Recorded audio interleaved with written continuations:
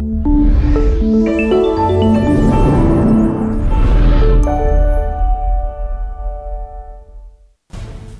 tal? Buenas noches. Bienvenidos otra vez a Derecho y Revés, este programa local de Riotel TV que también transmitimos por las diferentes redes sociales y que estamos compartiendo desde hace más de 4 meses en nuestra ciudad.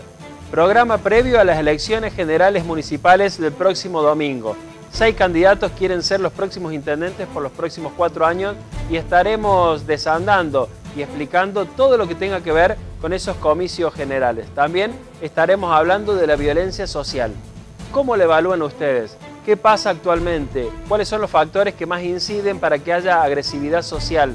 ¿Se puede revertir? Estaremos conversando con algunos especialistas quienes están organizando un ciclo para discutir sobre estos temas. Y por último, estaremos hablando también de las diferencias sociales, de la diversidad y cómo lo ven los actores principales de esta sociedad, los niños a diferencia de los adultos. Todo esto y mucho más durante 1 hora en Derecho y Revés por esta pantalla.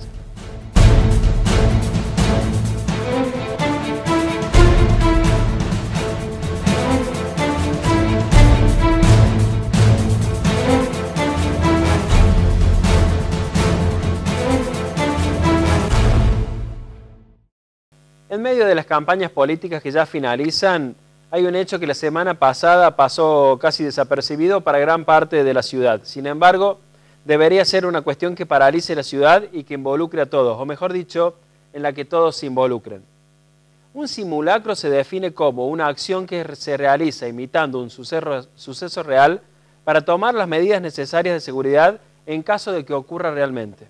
O sea, actuar como si fuera real para que cuando lo sea no nos tome desprevenidos.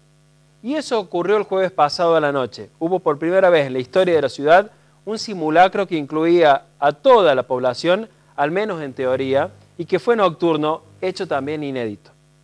¿Es necesario hacer simulacros como medidas preventivas en una ciudad con perfil industrial, con fábricas casi dentro de la ciudad, con antecedentes de escape, explosiones e incidentes? Claro que sí, justamente por eso. Es más que necesario. De hecho, recién ahora están siendo un poco más frecuentes y debemos recuperar el tiempo perdido. Las explosiones del 95 marcaron un antes y un después en muchos aspectos sociales.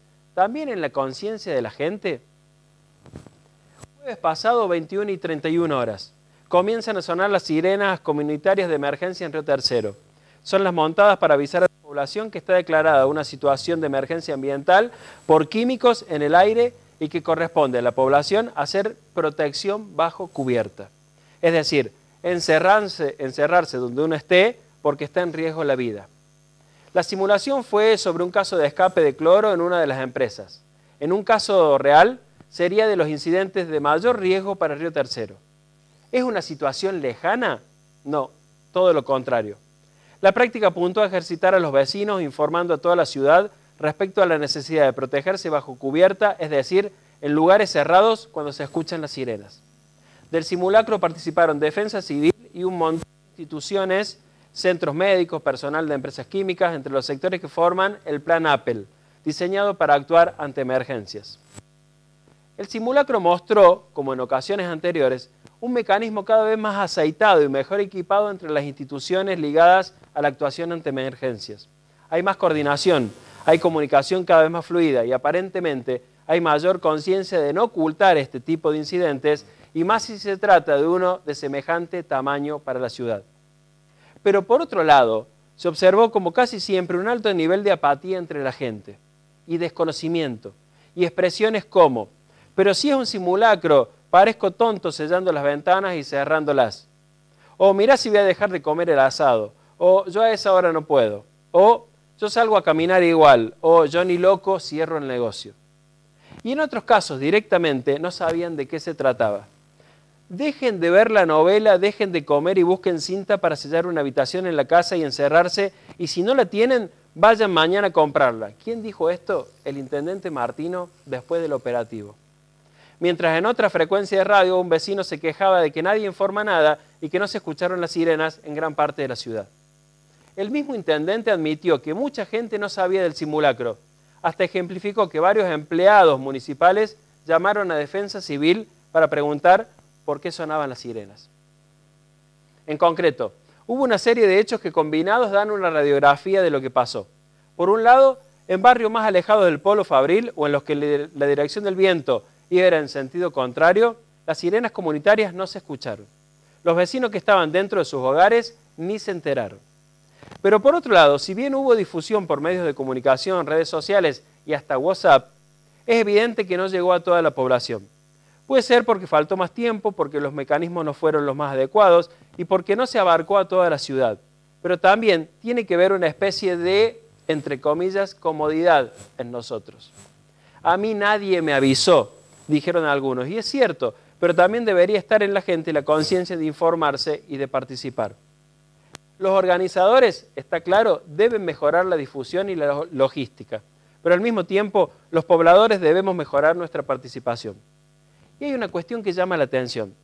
Muchos se quejan por este tipo de acciones, por la incomodidad, por la alteración de la rutina, pero también se quejarían, y quizás mucho más, si ocurriera realmente un siniestro en el polo químico y no se hubiera informado nunca sobre cómo actuar.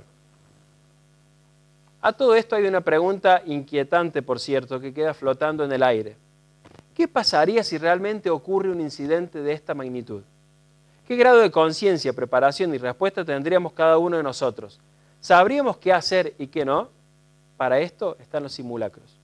Los encargados del operativo son muy claros. Lo único que minimizaría la situación sería la protección bajo cubierta. Y justamente ese sigue siendo el punto central a mejorar.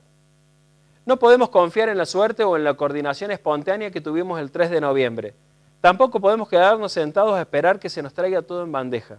Tampoco sirve criticar sin saber o sin haberse involucrado. Lo que nos puede salvar es la real conciencia y compromiso.